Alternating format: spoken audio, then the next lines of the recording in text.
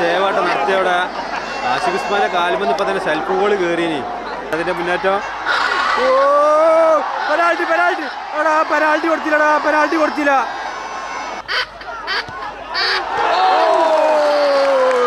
പൊന്നു goal keeper ഷാനിന്റെ മാരകമായ save കേട്ടോ.